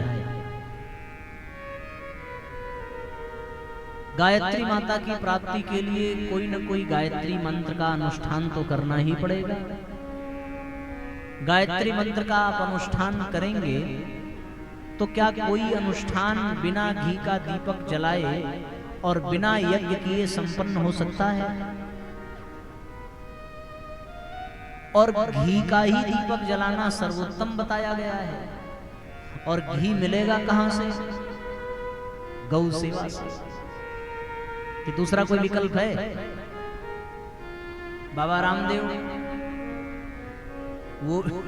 वो भी तो गौ सेवा से ही घी का निर्माण करेंगे। पतंजलि का घी लाइए, चाहे अनिक का लाइए, चाहे पारस का लाइए, चाहे जो ले आइए, पर क्या बिना दूध के घी बन सकता है? बताइए जरा, संभव नहीं है। तो जब तक घी का दीपक न जलाने तब तक अनुष्ठान आप संपन्न कैसे करेंगे? और अगर घी नहीं है तो आप यज्ञ भी नहीं कर सकते। लकड़ी आप भले पा जाएं, हवन सामग्री आप भले पा जाएं, लेकिन घी की आहुति जब तक नहीं पड़ेगी तब तक यज्ञ पूर्ण हो ही नहीं सकता। वसोरधारा कैसे करेंगे? क्या विकल्प है? हवन सामग्री में जब तक घी न मिलाया जाए तब तक वो भविष्य बनता ही नहीं है। यज्ञ के लिए जिस जमीन पर यज्ञ करना है उस जमीन को लीपने के लिए गाय के गोबर का कोई विकल्प है? कोई विकल्प नहीं है। आप जिस वृक्ष की लकड़ी लेकर के यज्ञ करेंगे, आहुति देंगे, क्या उस वृक्ष की लकड़ी को बिना गौ सेवा से पाया जा सकता है? आप कहेंगे साहब गाय का लकड़ी से क्या संबंध है? अरे लकड़ी का पेड़ से तो संबंध है, पेड़ का जड़ से संबंध है। जड़ को खाद चाहिए, खाद मिलेगी कहां से? गाय के गोबर से ही तो खाद बनेगी। खाद से जड़ का पोषण होगा, तभी तो वृक्ष की लकड़ी पाएंगे। जिस औषधि से हवन सामग्री बन रहा है उस औषधि को कहां से ले आएंगे? उसके लिए भी तो खाद चाहिए, तभी तो संभव है। इसलिए साथियों, बिना गौ के यज्ञ की कल्पना नहीं हो सकती। बिना गौ के गायत्री अनुष्ठान की कल्पना नहीं हो सकती। गौ की सेवा करके ही, गौ के द्वारा पाए गए प्रसाद से ही अनुष्ठान और यज्ञ संपन्न हो सकता है, अन्यथा उसका कोई लाभ मिलेगा नहीं। तो गायत्री और यज्ञ ये भारतीय संस्कृति के माता पिता हैं, पर ये यज्ञ और गायत्री का क्रम संपन्न ही तब होगा जब हम गौ सेवा से जुड़े रहेंगे, ये जान लीजिए। इसलिए साथियों, जीवन में गौ का स्थान सर्वोपरि है। गौ के बिना गायत्री संभव नहीं। गौ के बिना पहले तो भोजपत्र पर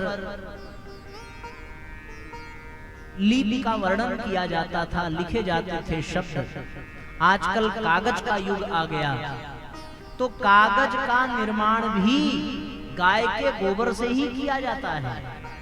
कागज का निर्माण, जहां कागज की फैक्ट्री है आप पता करें, उसमें भी गौ का बड़ा सहयोग है। इसलिए साथियों, कागज है तभी आपको गीता का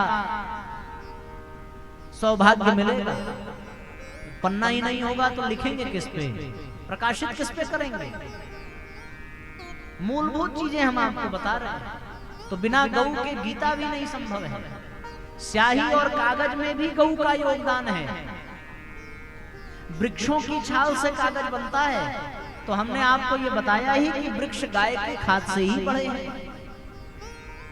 सृष्टि के संतुलन में गौ का स्थान बहुत महत्वपूर्ण है। विद्यार्थियों को बिना गौ के अध्ययन की कल्पना नहीं हो सकती। सो गीता का ज्ञान भी गौ कृपा से, गायत्री की शक्ति भी गौ कृपा से, यज्ञ भगवान की महिमा भी गौ कृपा से ही संभव है। भगवान की प्राप्ति, गुरु की प्राप्ति, सब में गौ का ही योगदान है, इसमें कोई दो राय नहीं है। इसलिए साथियों, जीवन में हमें गौ माता से जुड़ने की आवश्यकता है। गौ सेवा यथासंभव कर सकें, गौ पालन न कर सकें तो गौ पोषण अवश्य कर सकें। इतना भी ना कर सकें तो कम से कम गाय के प्रति पूर्ण श्रद्धा तो होनी ही चाहिए। केवल एक नियम बन जाए कि हम रास्ते में आते जाते कहीं भी गाय को देखेंगे तो जो कुछ भी हमारे पास है उसे रुक करके अवश्य खिलाएंगे। कुछ भी ना हो तो कम से कम जल ही पिलाएंगे, वो भी ना हो तो कम से कम झुक करके प्रणाम ही करेंगे। भारत देश के जितने भी सनातन धर्मावलंबी हैं, जितने भी हिंदू मतावलंबी हैं, वे ही लोग केवल ये नियम बना लें कि हम जब भी गौ माता को देखेंगे तब झुक करके प्रणाम करेंगे, तब कुछ न कुछ प्रसाद की व्यवस्था करेंगे, तो भी गौ का बहुत बड़ा संरक्षण हो जाएगा, बहुत बड़ा पोषण हो जाएगा। इतना भी अगर ईमानदारी से कर लिया जाए, ये जान लीजिए। महाराज दिलीप, उनके जीवन में कोई संतान नहीं थी और उनसे अपराध क्या हुआ था? अपराध ये हुआ था कि वो रथ पर चढ़ करके जा रहे थे। रास्ते में उन्होंने एक गौ माता को देखा, पर अपनी व्यस्तता के कारण, शीघ्रता के कारण उन्होंने गौ माता को प्रणाम नहीं किया। केवल इतना ही दोष था उनका, पर यही दोष उस समय बहुत बड़ा अपराध माना जाता था कि गौ माता को देखा पर प्रणाम नहीं किया और गौ का श्राप लगा, तो उनके पास कोई संतान नहीं थी।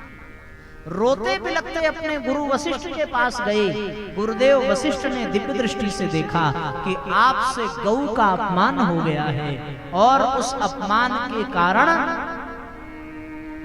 आपको यह कष्ट मिल रहा है कि आपको संतान का सुख नहीं है। कैसे मिलेगी संतान की प्राप्ति होगी? कैसे? बोले गौ सेवा से। गौ माता की सेवा करो, गौ माता की प्रसन्नता से ही तुम्हें संतान का सुख मिलेगा, अगर उन्होंने आशीर्वाद दिया तो। इसलिए कामधेनु गौ की पुत्री नंदिनी गाय को गुरुदेव वशिष्ठ ने महाराज दिलीप को प्रदान किया। बोले इस गाय की ऐसी सेवा करो कि ये तुम पर प्रसन्न हो जाए। राजा का सुख त्याग कर, राजपाट त्याग कर, पूर्ण निष्ठा से गौ की सेवा में महाराज दिलीप पति पत्नी दोनों लग गए।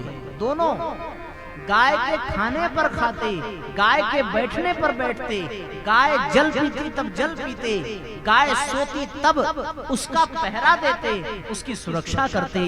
गाय के शरीर पर कोई कीड़ा बैठ जाए, मच्छर बैठ जाए, दिन भर रात भर गाय के शरीर को सहलाते रहते। ऐसी सेवा, प्रतिदिन स्नान कराना, गाय के पीछे पीछे चलना, चरती रहे गाय तो गाय को अन्य हिंसक पशुओं से सुरक्षा करना। ऐसे महीनों बीत गए महाराज दिलीप के। वन वन गाय के साथ फिरते रहते, गौ सेवा में रहते, पति पत्नी दोनों। ऐसी कठोर सेवा की है गौ माता की।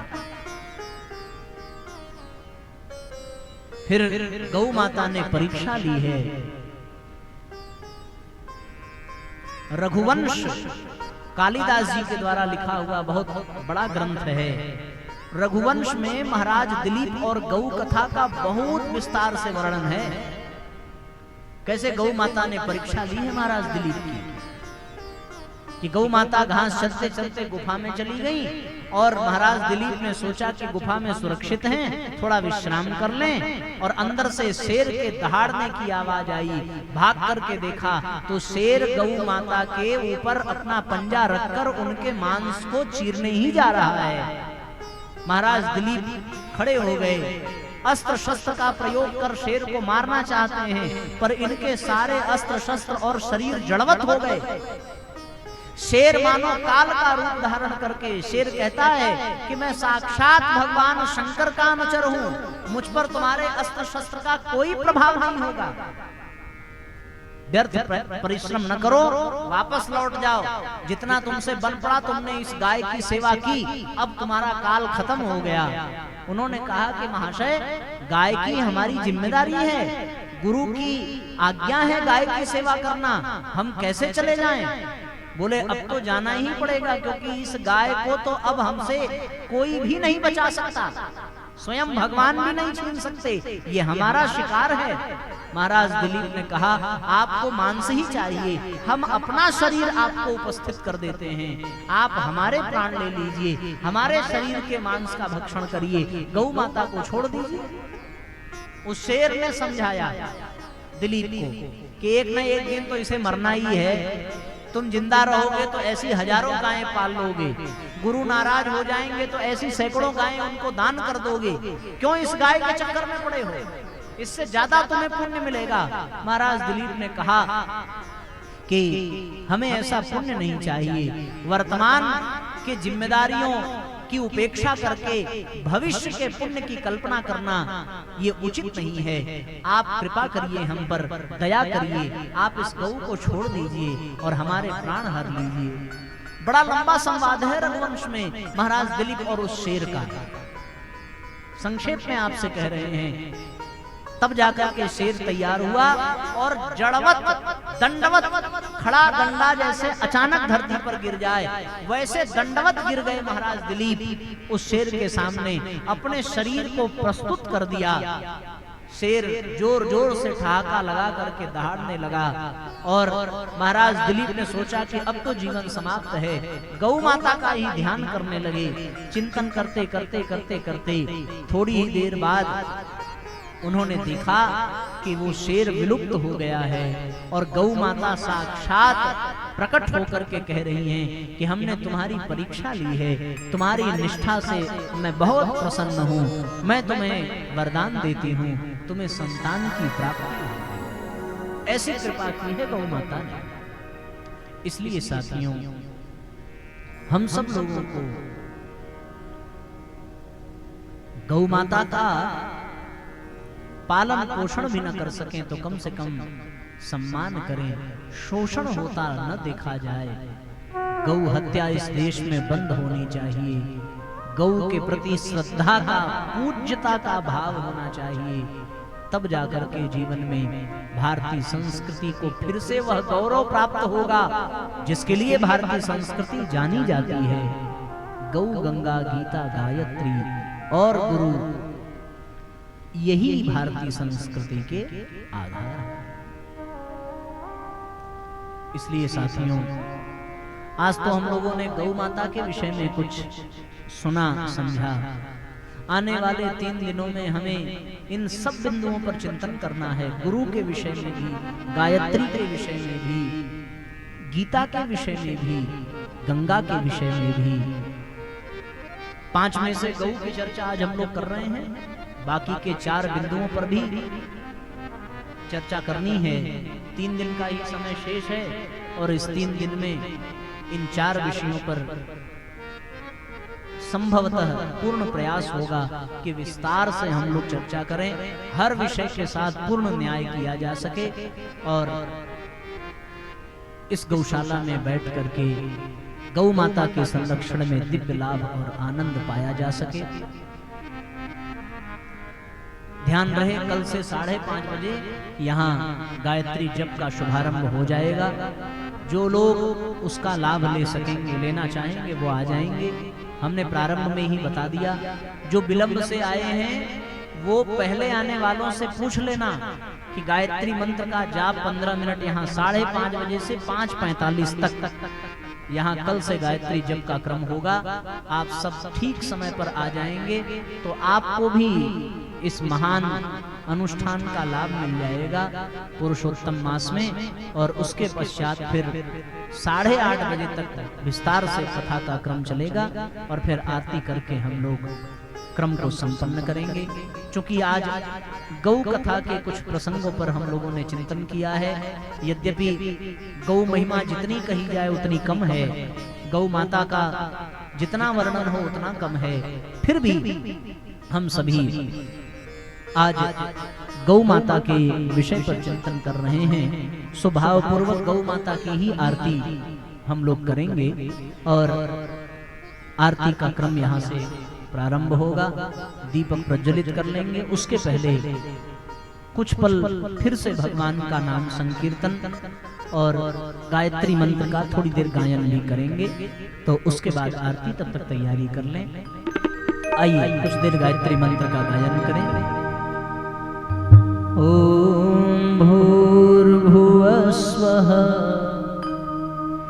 तत्सवितुर्वरेण्यं भर्गो देवस्य धीमहि धियो यो नः प्रचोदयात्। ओम भूर्भुवः स्वः तत्सवितुर्वरेण्यं भर्गो देवस्य धीमहि धियो यो नः प्रचोदयात्। भूर्भुवः स्वः तत्सवितुर्वरेण्यं भर्गो देवस्य धीमहि धियो यो नः प्रचोदयात्। भूर्भुवः स्वः तत्सवितुर्वरेण्यं भर्गो देवस्य धीमहि धियो यो नः प्रचोदयात्।